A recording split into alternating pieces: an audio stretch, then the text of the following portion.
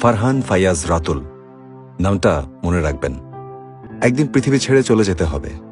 এমন জীবন গড়ো যাতে মৃত্যুর পর মানুষ তোমাকে মনে রাখে। নিজের ফেসবুক বায়োতে লেখা এই কাজটা ঠিকই করতে পেরেছে ফারহান ফাইয়াজ।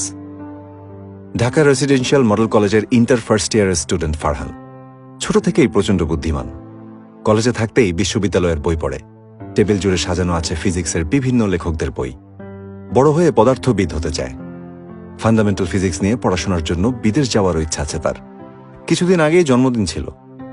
বন্ধুদের নিয়ে লং ড্রাইভে যেতে চেয়েছিল সে। বাবা পারমিশনও দিয়েছিলেন, কিন্তু যাওয়া আর হয়নি। ফারহানকে ছাড়াই জন্মদিন পালন করেছে তার পরিবার। জুলাই মাস, দলে দলে সবাই আন্দোলনে যোগ দিচ্ছে। ফারহান আর তার বন্ধু ওয়াসিমও যোগ দেয়। এমনকি ফারহান তার বোনকেও বলে আন্দোলনে যেতে। 18 জুলাই বন্ধু ওয়াসিমকে নিয়ে ফারহান আন্দোলনে যোগ দিতে ধানমন্ডি যায়। হুট করে পুলিশ আর সশস্ত্র ক্যাডারদের ধাওয়া পাল্টা ধাওয়ার মাঝে পড়ে যায় তারা। চারদিকে টিয়ার শেল আর রাবার বুলেটের গোলাগুলি।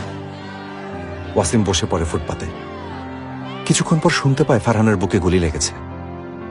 সাথে সাথে অ্যাম্বুলেন্স ডাকা হয়। অ্যাম্বুলেন্স ছুটছে। শুয়ে থাকা ফারহান ওয়াসিমের দিকে তাকিয়েই চোখ বন্ধ করে চিরদিনের জন্য। ফারহান মারা যাওয়ার পর আন্দোলনে যুক্ত হয় নতুন মাত্রা। কোটা আন্দোলন রূপ নেয় বৈষম্য বিরোধী ছাত্র আন্দোলনে।